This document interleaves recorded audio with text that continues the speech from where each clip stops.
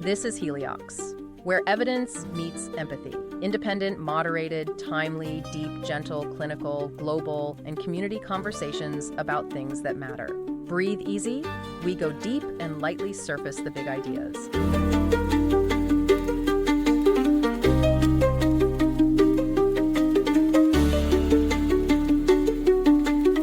Welcome back to the Deep Dive.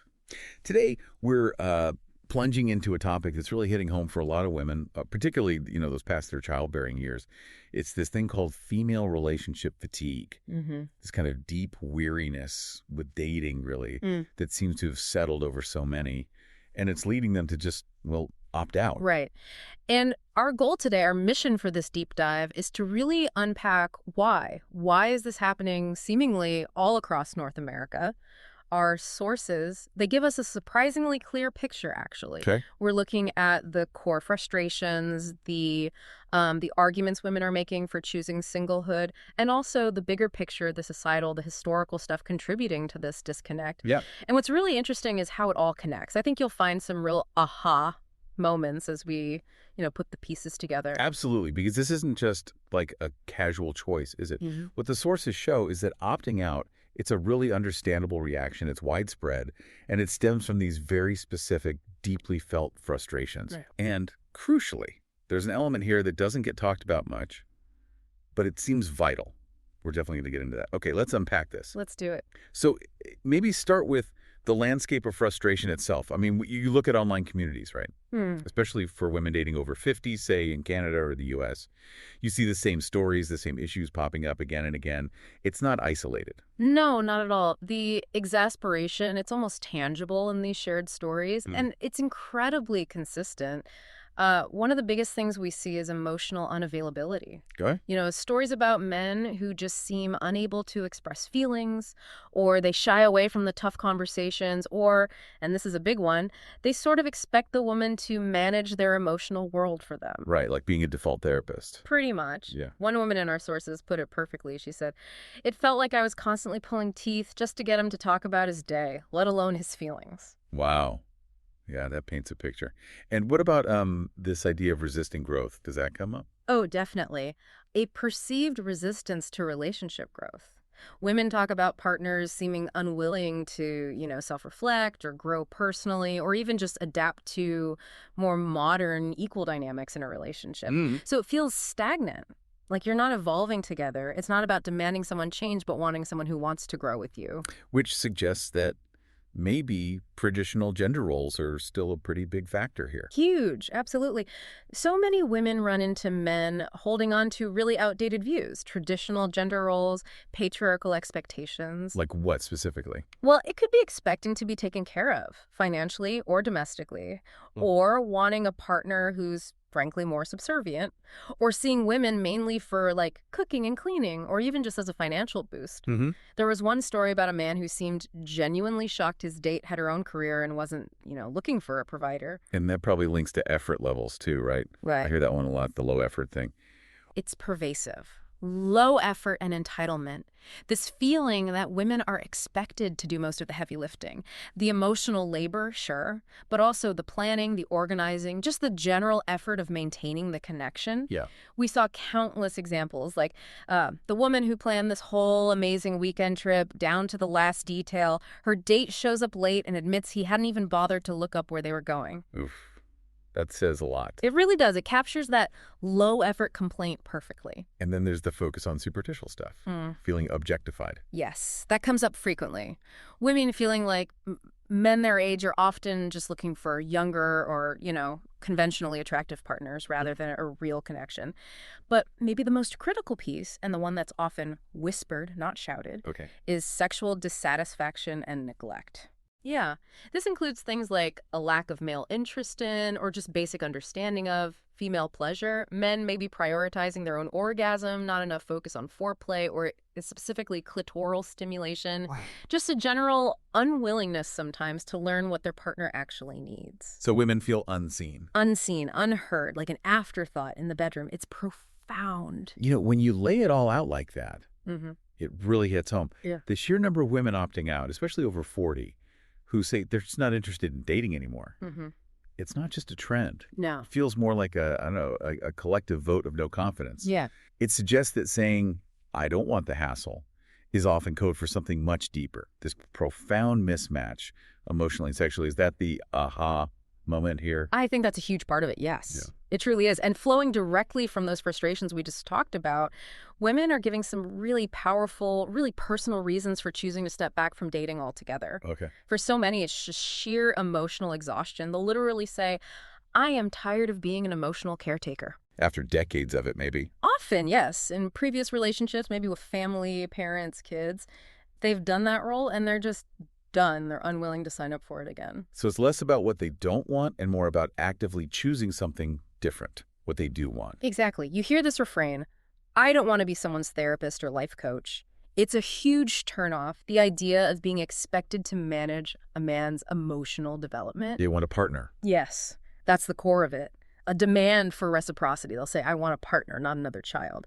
They're looking for that mutual warmth, vulnerability, shared growth. It has to be a two-way street. And for a lot of women, honestly, prioritizing peace and autonomy is number one. Just wanting a quiet life. In a way, yeah. But it's more active than that. It's my peace of mind is too valuable to sacrifice. Being single gives them freedom, control, calm things. They're just not willing to trade for a relationship that adds stress instead of joy. And I guess after hitting these same walls again and again, does it start to feel a bit hopeless? Like finding that compatible partner just isn't likely. It really can. That repeated disappointment leads to this genuine feeling, for some, that finding a man in their age group who gets it, who meets those needs for depth and partnership, it feels increasingly unlikely. That's tough. It is. And add to that, financial and personal independence. Many women past their childbearing years. They're self-sufficient. They don't need a partner for security in the way previous generations might have. Right, so the historical pressure's off. Exactly. It allows them to choose based purely on desire, on compatibility, not out of necessity. And I can imagine, too, they'd be wary of falling back into caregiving roles. That's a big one. Avoiding new caregiving roles. If they've spent years looking after kids or maybe elderly parents, the thought of potentially having to care for an older partner, maybe someone with health issues, it's a real concern. Yeah, understandably. And then we circle back to that crucial point, sexual frustration and mismatched understanding. It keeps coming up. Because it's fundamental. Women voicing frustration over the lack of focus on their pleasure, the lack of understanding about how female orgasm actually works, especially the importance of the clitoris, Right. or just a general self-centeredness they encounter, feeling, again, invisible, like their sexual needs are just not on the radar. It's really powerful hearing those personal reasons. But you mentioned earlier, this isn't just about individuals. How much is this fatigue really a symptom of bigger societal shifts? Oh, it's deeply tied to them. That's a crucial question. A major piece is traditional male socialization. Okay, how so? Well, think about the whole boys don't cry culture. For generations, especially men who are now, say, 60 plus, they were often raised to suppress emotions. Vulnerability was weakness. Stoicism was prized. Emotional literacy just wasn't taught, wasn't valued in the same way. And that connects to intimacy, too. Absolutely. Add to that often limited emotional and sexual education. Many men simply weren't taught how to process complex emotions healthily, nor were they given comprehensive sex ed that focused on mutual pleasure, female anatomy, how arousal actually works for women. So knowledge gaps. Huge knowledge gaps, often paired with emotional suppression. And this was all reinforced by the broader patriarchal structures, right? Yeah. Men grew up in societies where their authority, their viewpoint, was often validated by default. So there wasn't always a perceived need to develop these deeper emotional or more nuanced sexual skills for partnership. The dynamic didn't demand it back then. But things have changed for women. Massively. That's the other side of the coin. Evolving female expectations and roles. Women's liberation, empowerment, women gained financial independence, education, recognition outside the home. They're not dependent anymore. Exactly. Not in the Right. same way. So they can demand more equitable relationships, more fulfilling connections, including sexually. And women themselves are more aware, emotionally and sexually. Definitely.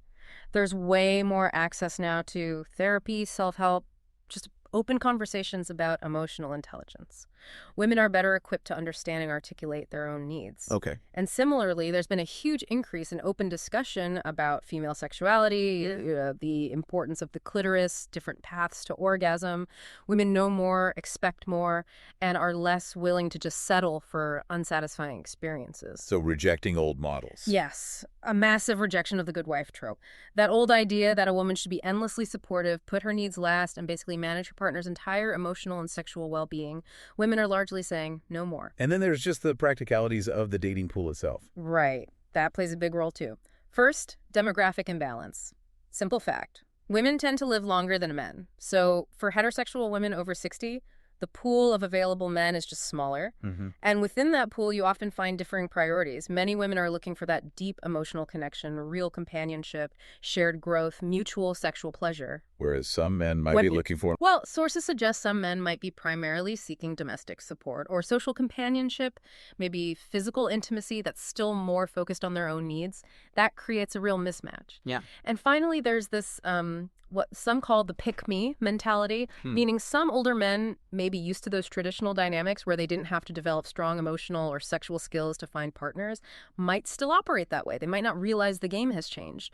Or they might mistakenly think they can attract partners, maybe younger ones, without needing to evolve. It's clear that sexual dissatisfaction is just woven through all of this.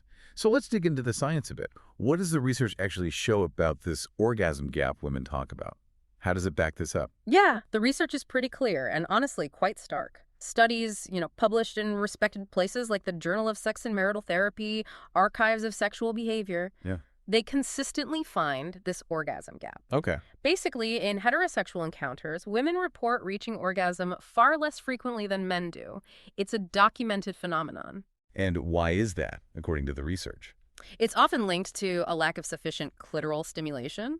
Also, not enough foreplay, and often a male focus on penetrative sex as the main event, or even the only event. So it's not just anecdotal. Not at all. There's solid data, and these studies also point to a major communication breakdown. How so? Women often report feeling hesitant to actually say what they want or need sexually. Maybe they fear hurting their partner's ego or being seen as difficult or demanding. Right. And then there's this dynamic where the focus can sometimes stay on the man's performance, his erection, his stamina, rather than on his ability to understand and actually facilitate his partner's pleasure. Leading to that feeling of being invisible again. Exactly. Sexually invisible, or like their pleasure is an afterthought, not the main goal for both people. And what about this idea you mentioned, clitoral blindness? That sounds significant. It really is, and it's often quite literal. It describes this widespread lack of accurate knowledge, especially, though not exclusively, among men about the clitoris, its anatomy, its function, its absolute centrality to most female orgasms. It's not necessarily bad intent, just ignorance. Often, yes, a genuine knowledge gap. But the result is directly contributing to female sexual dissatisfaction because the stimulation provided is ineffective or maybe just non-existent. Wow. So look, when you pull it all together, what we're really seeing across all these sources is this major clash. On one side, you have women's evolving expectations, wanting deep emotional intimacy, real partnership, equality, and crucially, mutually satisfying sex. And on the other side, you have a cohort of men who, maybe because of their upbringing, the society they grew up in, the limited sex ed they got, they may not have developed the necessary skills, emotional or sexual, or even the adaptable mindset to meet those contemporary needs and desires. What a profound disconnect. It really crystallizes why so many women are prioritizing their own well-being, their peace, their emotional and sexual health over dating. It makes it seem like such a powerful and honestly completely understandable response to what they're encountering out there. It really does frame it that way. So thinking about all this, what new questions does this deep dive spark for you, our listener? What does it make you wonder about the future of heterosexual relationships? And maybe what are the next steps needed on all sides for genuine connection and satisfaction to become more possible for everyone involved? Something to consider. Thanks for listening today. 4 recurring narratives underlie every episode: boundary dissolution, adaptive complexity, embodied knowledge, and quantum-like uncertainty. These aren't just philosophical musings, but frameworks for understanding our modern world. We hope you continue exploring our other podcasts, responding to the content, and checking out our related articles at helioxpodcast.substack.com.